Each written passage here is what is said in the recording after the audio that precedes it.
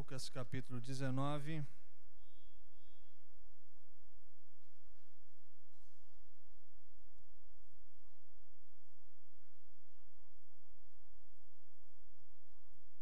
A partir do primeiro verso.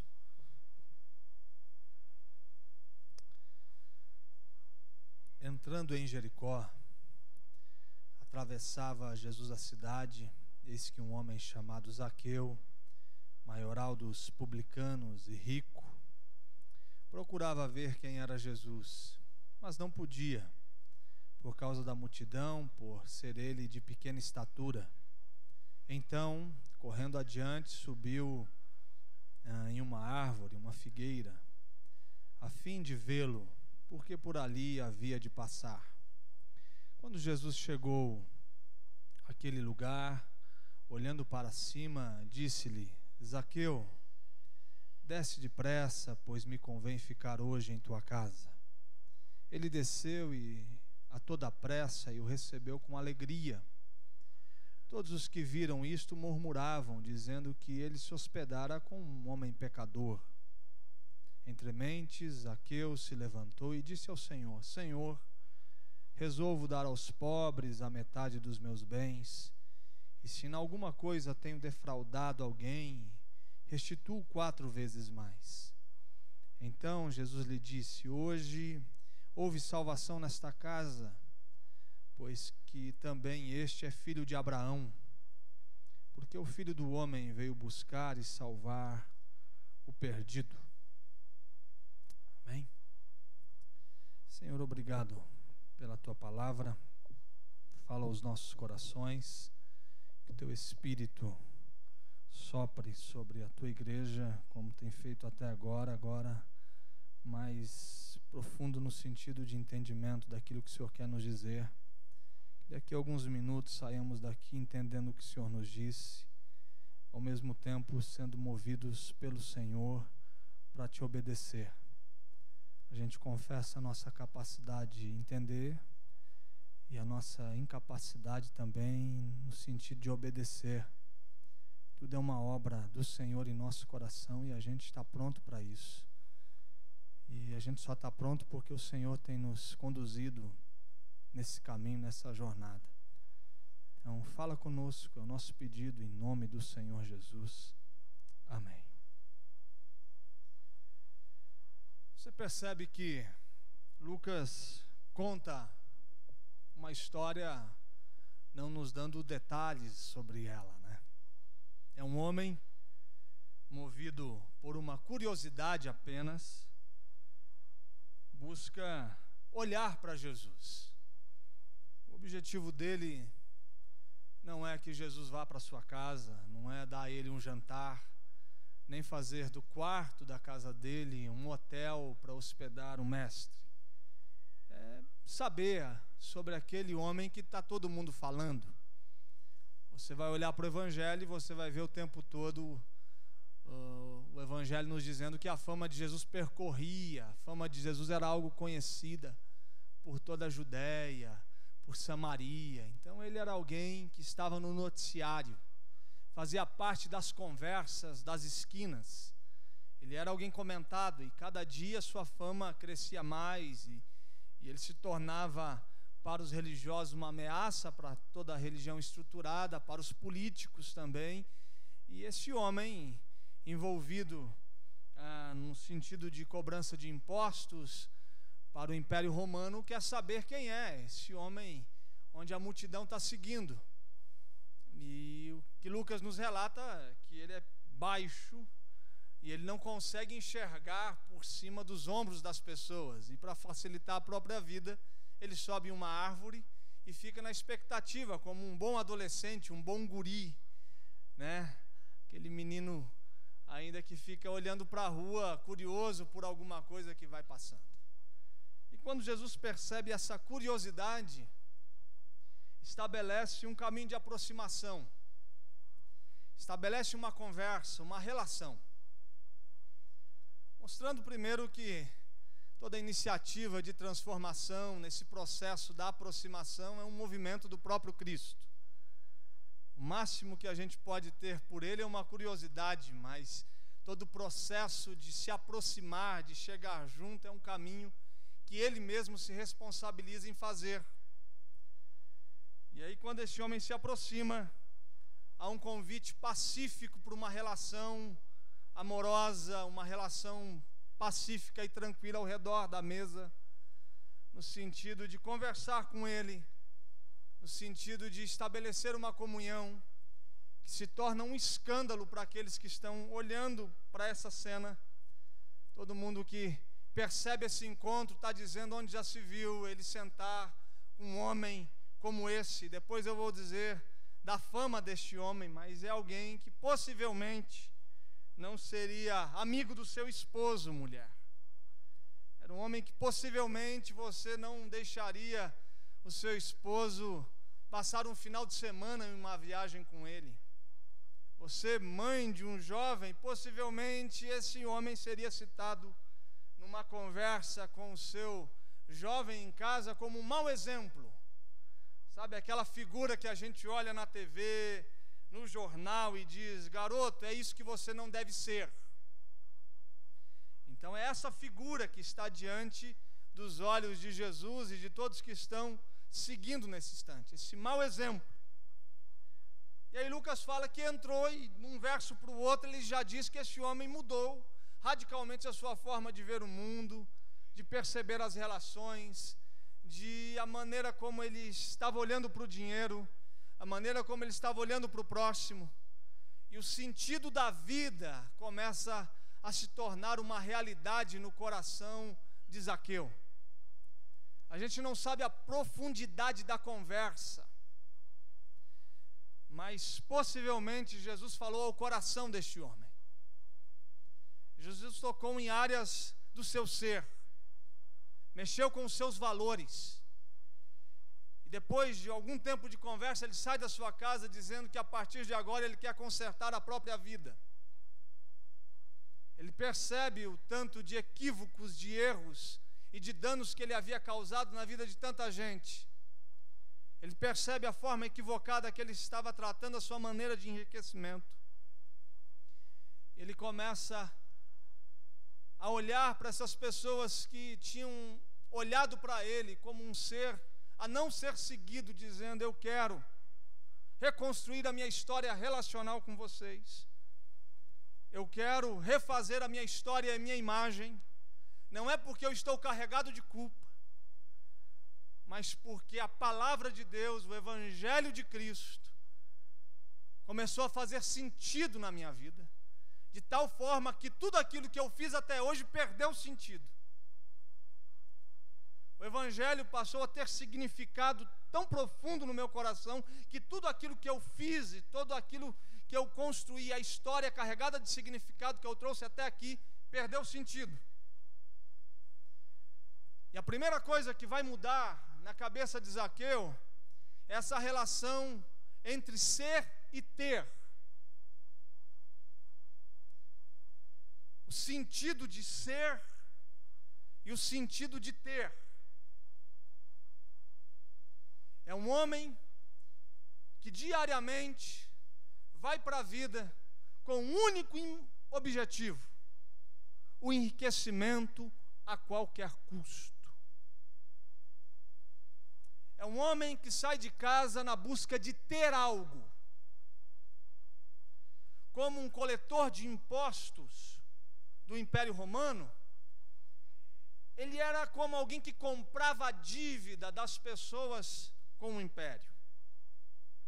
Então estava alguém ali devendo X para o Império Romano, ele pegava um contrato, levava para o Império uma agiotagem, dizia: olha, te deve tanto, se eu te entregar tanto, a dívida está paga, mas tudo que eu pegar daqui para cima é meu.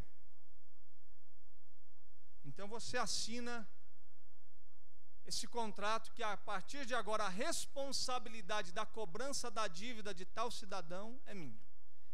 E para onde eu vou jogar essa dívida é problema meu. Quem já esteve diante de um financiamento sabe o que eu estou dizendo. Quem já esteve precisando de uma grana, de um crédito, diante de uma mesinha, com uma atendente do outro lado, extremamente simpática, querendo te dar um dinheiro, mas ela dizendo: o que esse dinheiro vai te custar? Sabe muito bem o que eu estou dizendo.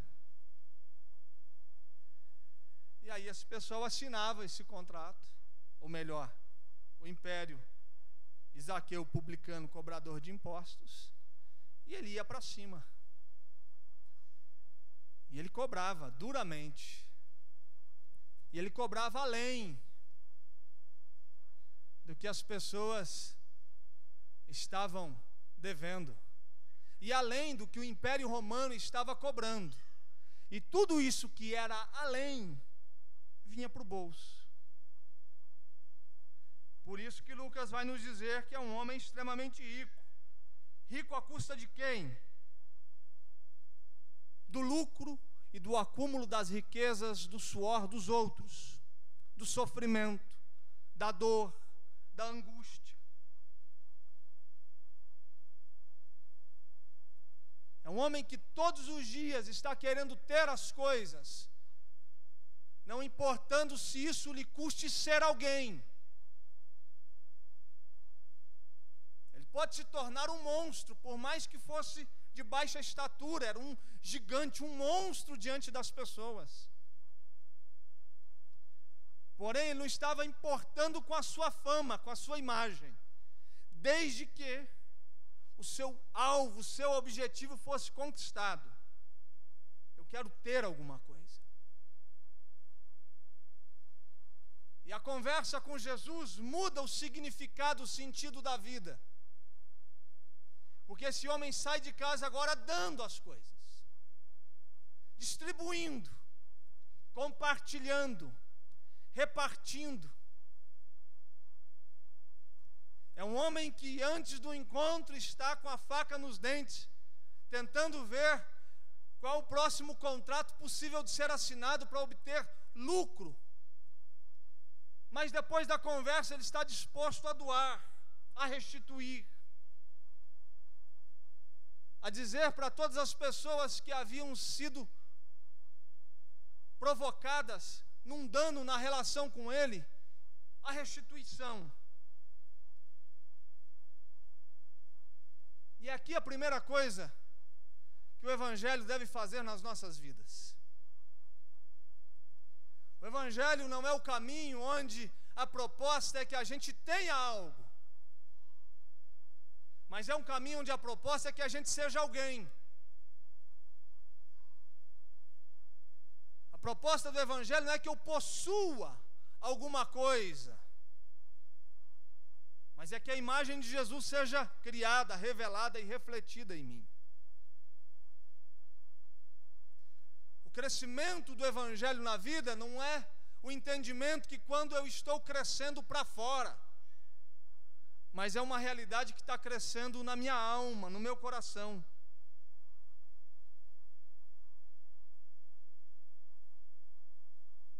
Enquanto a cultura está dizendo para que você tenha significado, você precisa ter, o Evangelho fala que o significado da vida está em ser. E a porta é estreita, porque ele pede para que a gente abra a mão dessa caminhada cansativa, que acaba com as nossas energias em busca do ter. Tem hora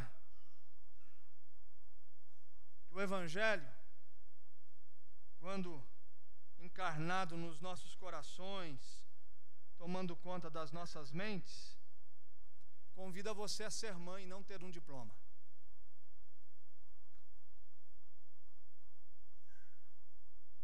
O Evangelho, quando entra no coração de uma mãe e ela descobre o significado da maternidade, ela compreende o valor da vida.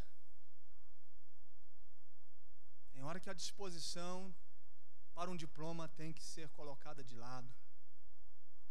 Uma trajetória profissional de sucesso, para que aquele garoto tenha pai e tenha cola.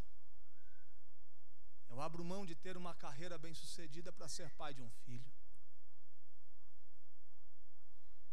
Eu abro mão de ser um profissional que enche a conta bancária no final do mês para ser um esposo. E tem hora que ser alguma coisa dentro da minha casa me custa ter muitas coisas fora dela.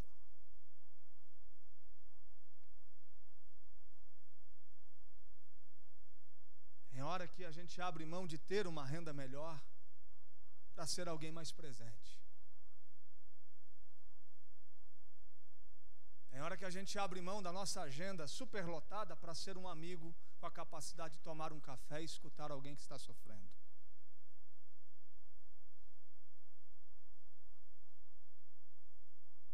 A gente precisa parar nessa busca incessante de ter. E o problema da igreja é que muitas vezes o convite dela é para que você continue nessa jornada. E aí a sua relação com Deus é a relação do ter, e quando acaba a vida você viveu uma vida sem sentido, sem significado algum, porque você passou tendo, mas nunca foi nada para ninguém, nem para si mesmo. Você se olha no espelho e você não consegue ser o tipo de gente que fica pleno com aquilo que se é, satisfeito com a própria vida, com a própria jornada, com a própria história, com a própria biografia.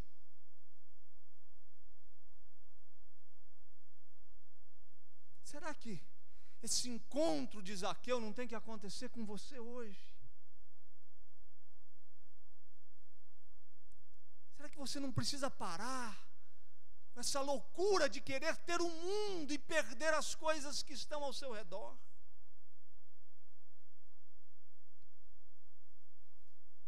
De ter e perder, de ser mãe, de ser pai, de ser filho, de ser esposo, de ser esposa, de ser amigo, de ser alguém que participa da beleza da história de Deus em meio à sua igreja, que participa da missão de Deus no mundo, do soprar de Deus, que tem olhos para a vida.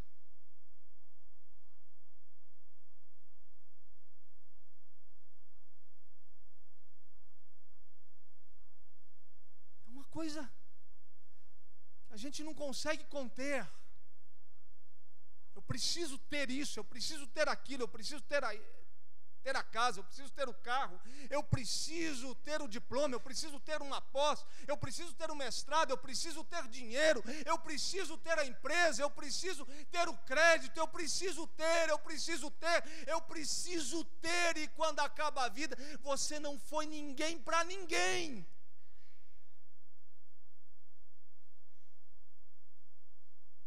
O encontro de Zaqueu é o encontro de alguém que descobre o sentido de ser generoso, não ser abusivo, não roubar, não pegar o que não é seu, de ser justo, ser íntegro, honesto, limpo na consciência. Ser alguém que termina a vida e olha para trás e diz, não pode ter ninguém, que olha para mim e diz que foi lesado. É uma biografia que não prejudica a história de ninguém.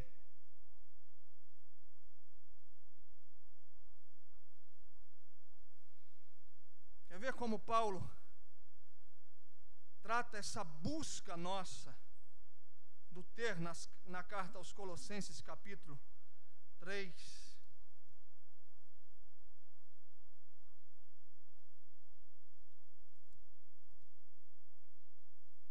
O verso 1 ao verso 4. Portanto, se fostes ressuscitados juntamente com Cristo, buscai as coisas lá do alto, onde Cristo vive, assentado à direita de Deus. Pensai nas coisas lá do alto, não nas que são aqui da terra, porque morrestes, e a vossa vida está oculta juntamente com Cristo em Deus. Quando Cristo, que é a nossa vida, se manifestar, então vós também sereis semelhantes ou manifestados com Ele em glória. Olha na carta a Timóteo, na primeira carta, capítulo 6, o verso 9. Os que querem ter, ou melhor, os que querem ficar ricos, caem em tentação e cilada, e em muitas concupiscências insensatas e perniciosas, as quais afogam os homens na ruína e perdição. Porque o amor do dinheiro é a raiz de todos os males, e alguns, nessa cobiça, se desviaram da fé e a si mesmo se atormentaram com muitas dores. Ele está dizendo que a riqueza, o ter, é uma bênção na vida quando não é buscado. Quando você não acorda para ter, você acorda para ser. No dia que você começar a acordar para ter as coisas, você pode estar correndo um sério risco de cair em ciladas. O convite do Evangelho é que você levante todos os dias para ser alguém e não para ter alguma coisa. A segunda descoberta do sentido é do próximo. O próximo deixou de ser um instrumento de manipulação para Zaqueu. O próximo deixa de ser um alvo de enriquecimento ilícito, de exploração. Os olhos de Zaqueu se abrem e ele percebe como é injusto ser rico no meio de tanta gente pobre, e ele tem colaborado para que essa pobreza aumente a cada dia. E ele olha para essas pessoas já não mais como um alvo de pegar alguma coisa delas, mas ele olha para essas pessoas como um alvo para dar, entregar, fazer alguma coisa por elas. O sentido do outro, o sentido do próximo, o sentido do amigo, do cliente, da pessoa que você presta serviço, do amigo da universidade. O Evangelho me faz olhar para o outro de uma outra forma. Eu não posso mais olhar para o homem com desejo de manipular, de usá-lo para os interesses pessoais, como um instrumento de satisfação dos desejos egoístas que carrego. Mesmo que isso custe a vida, o sangue, a história do outro, mas se os meus objetivos estão sendo cumpridos, eu estou disposto a sangrar tanta gente quanto for possível pelos meus objetivos. Os olhos se abrem e dizem: não, o jeito que eu estou tratando essa turma está errado. Eu vou distribuir, eu vou entregar. E se alguém levantar a mão e dizer que foi profundamente prejudicada pelas minhas ações, vou restituir 4 vezes mais. Eu não tenho direito, através de contratos ilícitos, de olhar para o outro e destruí-lo a partir de desejos egoístas. Imagine se o Evangelho se tornasse algo profundo e transformador na vida de governantes, de homens públicos. Imagine um olhar desse para os funcionários da sua empresa. Imagine você como empregado com um olhar desse, carregado do Evangelho na sua prestação de serviço. Um mundo mais justo, um mundo honesto. Será que o nosso avanço como evangélicos no país, que sai da década de 80, de 7%, 6%, chegando a quase 30% atualmente, quase 50 milhões de pessoas, em um país que se dizem evangélicos, e a gente não percebe justiça aumentando, a honestidade aumentando. A gente não percebe um país que está prosperando porque as relações são mais reais, são mais retas, são mais íntegras. Porque a gente, quando vai para o mundo, o nosso impacto é mínimo. Porque ainda a gente está construindo relações a partir de um sentimento que não tem a ver com aquilo que o Evangelho nos manda ser e fazer. Um dia escutava um pastor dizendo de uma conversa que ele teve com a sua liderança, e trouxe alguém de fora para conversar com a liderança e fazer algumas perguntas.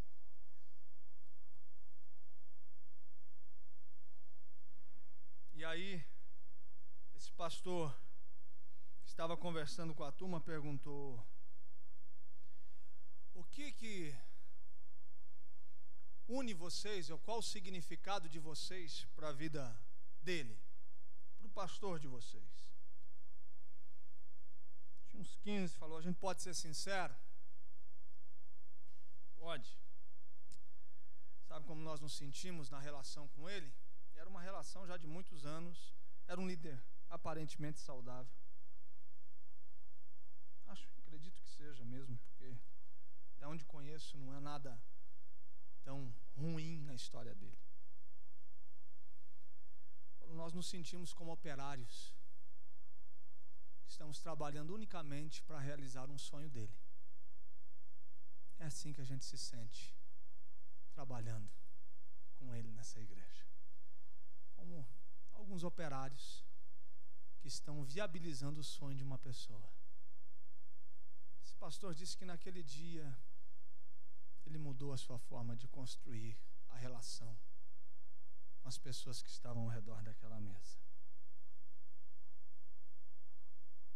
Porque tem hora que a liderança cristã começa a trabalhar no sentido da manipulação, de usar as pessoas para sonhos pessoais e egoístas, para uma projeção ministerial que tem a ver somente com o umbigo dele, e não começa a olhar ovelha como ovelha, gente como gente, com a capacidade de descartar qualquer pessoa que não esteja disposta a entregar a alma por um projeto dele, que não tem a ver com o reino, tem a ver consigo mesmo, tem a ver com a sua própria imagem. O perigo de igrejas que o evangelho vai se diluindo, se evaporando, e nós vamos olhando um para o outro, não entendendo o valor e o significado do outro, de ser, do próximo. Zaqueu descobre o sentido do outro a partir do evangelho. E aí vem Jesus e diz que ser significa salgar o mundo. Vocês são o sal da terra. Vocês são chamados para trazer sabor ao dissabor das pessoas, trazer gosto ao desgosto das relações familiares, trazer esperança para a criança, o jovem, adolescente desesperançado. Ser sal significa dar gosto, preservar os valores de Deus em uma sociedade corrompida, pecaminosa. A gente foi chamado para ser sal para quem? Para a gente não. É ser sal que vai salgando, que vai sendo a pitada de Deus no mundo, jogada na terra, para dar sentido à existência das pessoas que estão perdidas. O evangelho não é um negócio para salvar a si mesmo. O evangelho é uma fonte a jorrar, que vai salvando, que vai matando a sede de pecadores. A água que eu te der, mulher, fará dentro de você uma fonte a jorrar. Não é para que você fique bebendo dessa água, não. É para que você seja fonte. E não viva consumindo de uma fonte, numa sede insaciável, não. Seja alguma coisa que faça sentido na vida das pessoas, a partir do evangelho que você recebeu. Seja luz, a iluminar caminhos de trevas, caminhos perdidos. Luz para que as pessoas tenham discernimento a partir da sua presença entre o certo e o errado, entre o que está perdido e ser salvo. Essa luz que traz a consciência, que ilumina, que tira as pessoas do tateamento no escuro, de não saber onde está. A presença nossa traz clareza, traz discernimento, traz consciência, traz alma, coloca a coisa no eixo.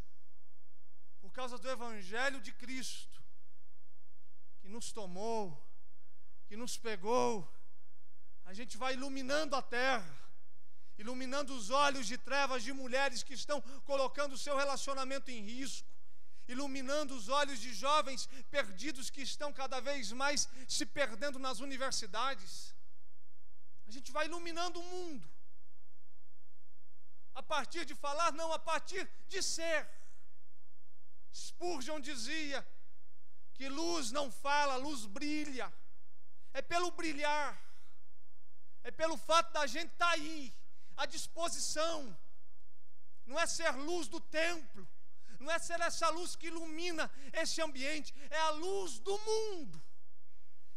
Essa iluminação que está para fora. Aqui a gente não precisa usar toda a nossa energia para iluminar, porque iluminados estamos. Mas essa luz que vai iluminando, é a luz da mãe que vai iluminando a consciência do filho, é a luz que está no filho que vai iluminando a consciência do pai, é a luz do pai de família que está iluminando a consciência da sua família. Ser para quem? Para si mesmo, não ser para o outro. O Deus que aceita amor no outro, o Deus que aceita serviço no outro, o Deus que se sente amado quando eu amo alguém, o Deus que se sente servido quando eu sirvo alguém.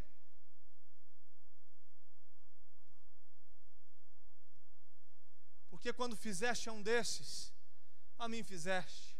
Mas quando eu te fiz isso, quando eu te visitei, quando eu fiz isso, quando eu estive ali, quando eu fiz lá.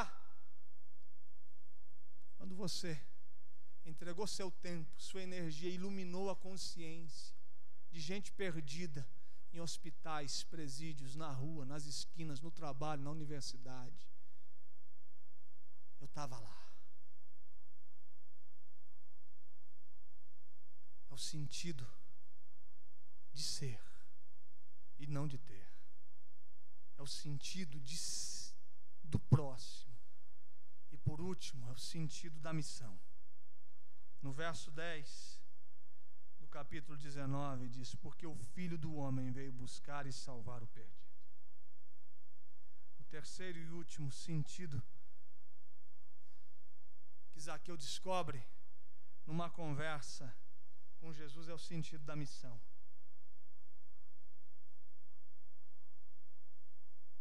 Daquele que veio para salvar o que se havia perdido e vai convidando gente nessa marcha, nessa jornada de salvar gente, de se envolver na missão, de estar sendo participante naquilo que Deus está fazendo no mundo. Deus está se movendo na sua família. O que você precisa é perceber o movimento de Deus e se envolver. Deus está se movendo lá no seu trabalho, em corações, na vida de pessoas. Mas você precisa descobrir o sentido da missão. Perceber o que Deus está fazendo ao seu redor e se envolver. Você acha que na minha limitação, na minha incapacidade, eu vou conseguir dizer para cada um de vocês o que vocês têm que fazer como resposta à missão de Deus? Não há ser humano que consiga fazer isso. Chegar aqui e começar a dizer o que cada um tem que fazer no mundo, como trabalho, como serviço. É impossível. Produzir uma comunidade onde o ritmo do serviço é dado por aquele que está aqui no domingo, falando no microfone e vai como um sargento dando as ordens. Alguém me disse que avivamento é quando as pessoas começam a fazer o que tem que fazer sem ninguém mandar. Como eu quero que os meus filhos sejam avivados, né? Como é bom quando eles entrarem na adolescência, serem avivados, fazer o que tem que fazer sem eu ficar mandando o tempo todo. Um filho avivado diante da sua tarefa de casa, tarefa escolar, tarefa de arrumar a cama, não é? De parar de jogar videogame. Filhos avivados em nome de Jesus, amém. Animaram, né? Mas avivamento é a gente fazer o que tem que fazer sem eu precisar ficar mandando. Olhe nos meus olhos, preste atenção, eu não preciso mandar você orar, amigo. Se até agora você não descobriu o sentido da missão, não sou eu que vou fazer isso com você. Obrigado, a minha já acabou, você é muito... Viu? Isso aqui é avivamento. Faz o que tem que fazer sem ninguém mandar. É uma avivadíssima. Tá vendo? Isso é avivamento. Não sou eu. Você nunca vai ter esse cara aqui. A Bíblia, sinceramente, eu não vou ficar cobrando para você ler. Eu vou orar para que você seja avivado bastante, para que você faça o que tem que ser feito sem eu ficar mandando.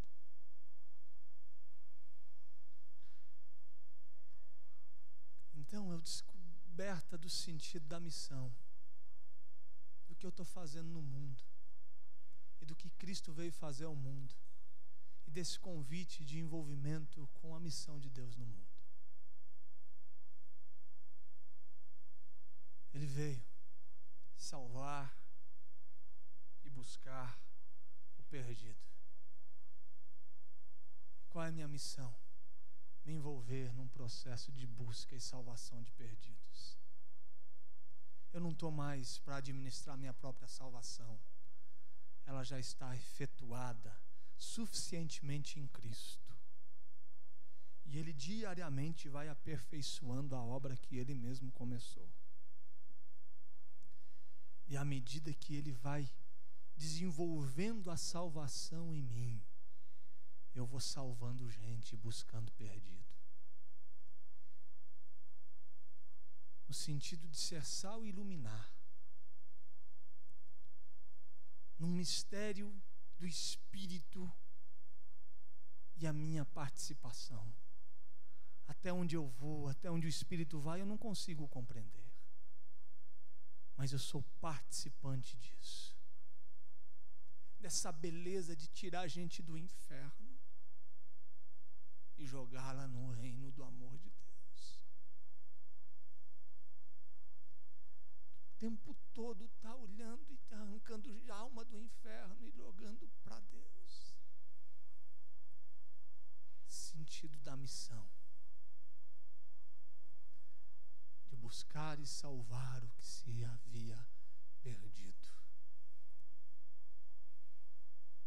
De pegar ovelhas que se afastaram e colocá-las nos ombros para o reino do amor do Pai. O encontro de Zaqueu com o Evangelho é o encontro que eu quero que você tenha nessa noite. Onde você vai ter as coisas à medida que você parar de buscar. Você só vai ter e a bênção de Deus no sentido de levar você a ter alguma coisa quando você já não quer mais viver por isso. E aí a gente vai tendo como coisas como coisas, mas elas não encontram o caminho do coração, porque o coração já está tomado pelo Evangelho de Jesus. Amém? Mas a gente vai sair para ser um homem de Deus, uma mulher de Deus, para ser um esposo melhor, uma esposa melhor. ser um amigo, uma amiga, para ser alguém onde as pessoas vão olhar e vai falar: rapaz, tem alguma coisa de especial.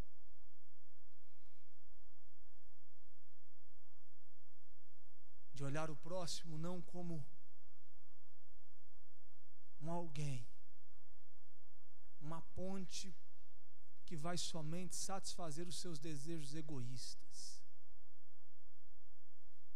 Gente que vai consumindo a alma, a energia das pessoas para satisfazer a si mesmo. E gente que descobre o sentido da vida a partir da missão de Deus, de salvar e encontrar os perdidos no mundo. Que esse encontro de Zaqueu seja o encontro da gente com o próprio Cristo nessa noite. Amém? Aplauda o Senhor e coloque-se em pé.